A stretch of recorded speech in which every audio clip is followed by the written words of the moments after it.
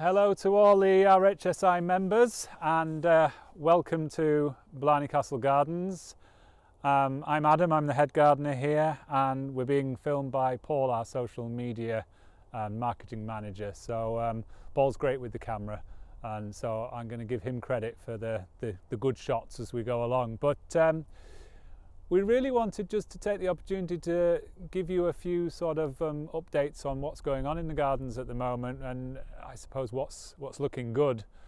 So you'll see behind me, this is our first showpiece, and it's a rhododendron arboreum Cornish red. There's normally a few flowers out coming into January, and it's now starting to flush, and within I suppose the next 2 to 3 weeks it'll really get going. As the flowers open, you'll get this absolutely wonderful effect, because what happens is you get the initial flush, and as those flowers, the petals start to drop and there's more flowers still on the bush, you end up with this carpet of red underneath, and that's when it's at its peak for me. It looks absolutely fabulous, and in my opinion one of the best rhododendron arboreums in Ireland. Probably dates to around the 1880s at the time of the construction of the mansion house. So I just wanted to give you a quick sneak peek of that, and perhaps we'll do another video in a few weeks and show you it when it's really out in full show.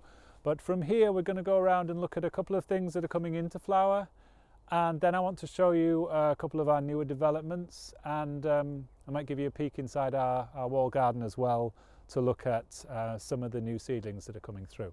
So we'll see you shortly. Not normally a site you'd associate with early February, but this is our Daffodil Avenue, and as you can see, it's stunning. 30,000 daffodils planted here originally, and they're a special early flowering variety, Rheinsfeld Early Sensation. And yeah, it's exactly as the name says, early in a sensation. But there's normally a few out actually just in time for Christmas, and this time of year this is about right. Normally by we get to mid-February it's just a sea of yellow, and it's a stunning area to walk down, and obviously popular for photographs as well. But we're only obviously open for people within 5 kilometres at the moment, but we've still a fair number of people walking the grounds and gardens and enjoying the space, and hopefully over the year that'll stand us in good stead. So one more traditional flower to show you next. So this is one you would expect to see this time of year, and these are our snowdrops, and they're peaking now, and as you'll see right down our front avenue we've massive drifts of them. We've snowdrops right through the gardens with a good collection of different varieties, but nothing anywhere near the number that are planted and naturalised here on the avenue. But always nice to see them. It's always one of the first signs of spring for me. So a quick behind the scenes peep, I suppose. This is one of our prop units. It's a hotbed unit, and at the moment it's set around 20 degrees.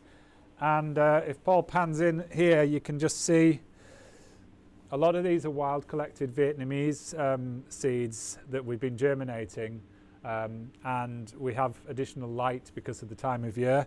But in here there's a few things coming on, quite a lot of little maple species from Vietnam, and they're lovely. You can already see variation in them, from more bronze, more greens, and a few other things coming through. This is a cornus species that's just coming through, and these will gradually be moved on and potted on, and eventually over the next couple of years will make their way out into our gardens and other gardens around well, Ireland and Europe, hopefully, if we get to share that far. I'll just show you the mist unit as well. In the mist unit we have a lot of our really fine seeds growing on, and a lot of rhododendron species. So these really are tiny. Even if Paul comes in you probably won't get much, but you can see the sort of sizes we're dealing with. So rhododendrons are very slow, and it'll be 4 or 5 years before we get these out into the gardens. And so it's not what you call a quick results, but these are all wild collected species that you couldn't buy in your local nursery, so it's exciting. And for us, the reward of getting these things planted out and watching them grow and develop and maybe even get your first flower is hugely exciting. So we'll carry on. So this is what a bit of patience will do. We're in the Vietnamese woodland now, and this was collected on my very first expedition in Vietnam, which would have been 2016, and it's now a reasonable size. So it's not like you have to wait forever, but I'm hoping this year this will actually flower for the first time, and when it flowers we'll have a better chance of getting a positive ID on it as well. So that's great. But I mean, not everything takes this long to grow. We've viburnum species here that are only 2 or 3 years old and are already at 6 foot tall. And this is, I believe, a cotoneaster of some form. But this is what's exciting about wild collecting, is you never quite know what you're getting. And it's only when you get them growing on and you get to study them properly that you get a better idea. And in some cases actually find out that we can have an entirely a new species in effect. So the possibilities are endless, and it's exciting, but it's also a conservation message. A lot of the plants that are growing in our ex situ conservation woodland are endangered in the wild in Vietnam, and it may well be that in 100 years time gardens like ours are the surviving pockets of the population. So there's always the conservation element to our projects, and I suppose if I bring you down with Paul, I'll just show you our Vietnamese hut as well, because some of you may have seen it before, but what I'm hoping is that we can kind of give you an idea, I suppose, why we're doing what we're doing.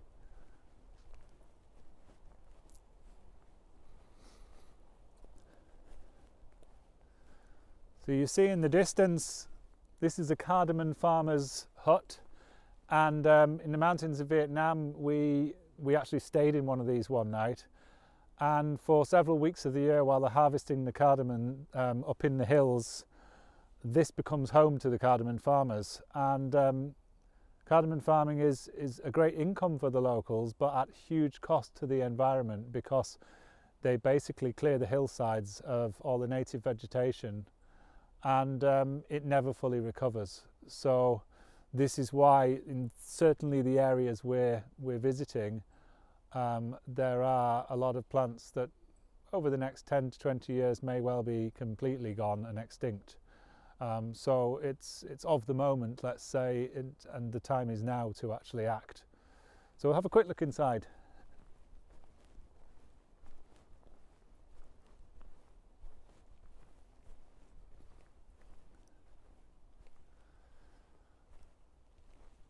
So this is one of our newer projects in the gardens, and I don't know how aware you are, we've about 60 to 70 acres now down to gardens, and you can walk 5 kilometres within the grounds and gardens of the estate. And so if you haven't visited, I'd hope you will once lockdown's finished and we're able to get out and about again. But we have a little bit about cardamom farming and the impact on the environment, and a translation into Vietnamese as well, which is obviously apt. But inside the hut itself, you'll see there's the drying rack, and really the mountain areas of Vietnam are like a cloud forest, so it's damp all the time. So in order to dry out the cardamom pods, they actually lay them out on the rack over a fire, and the heat dries them as they harvest them then, and obviously bag them up to carry back down the mountain. But they also sleep and live in these huts. So it's very basic, very rudimentary, but they're very efficient, and the fire gets moved into the centre for the heat and for the cooking, and they actually sleep and live in this little spot. So we stayed in one night. That was probably enough for us in what was rainforest conditions, absolutely soaking wet. My waterproofs were never the same again afterwards, but interesting nonetheless. And I think putting something like this in the gardens really helps to illustrate and bring home, you know, a bit about the background and the idea behind certainly this space. I'd now like to bring you into the Fern Garden and show you another one of our newer projects. So I'll see you in a minute. Welcome to the Fern Garden. I wanted to show you this from this perspective because you can see this is our new boardwalk area, and you can see why we built it, because it's overlooking the cliff, the waterfall, and looking down at the vista beyond. Now Paul's very gingerly working his way down our stone steps. Hopefully this will go off without a hitch. But when Paul gets to the bottom, he might pan round and just show you what he's just walked down, because it's a great feature. And the steps themselves are built into the hillside and look like they've been there forever. Just pan around there, Paul. And one of the great things about our Fern Garden, though, is it's built into an old quarry, and as a result of which, one, it's sheltered, but two is you can approach it from different heights and different angles. So we can actually be down in the Fern Garden, or you can be up above it looking down into it, which adds a whole new dimension. And as you can see, we've got this wonderful waterfall feature, which, since we've added the boardwalk and the steps around it, it's really framed it well. And this was one of my very first projects when I came to Blarney. It's been really in construction development for 13 years, 14 years now.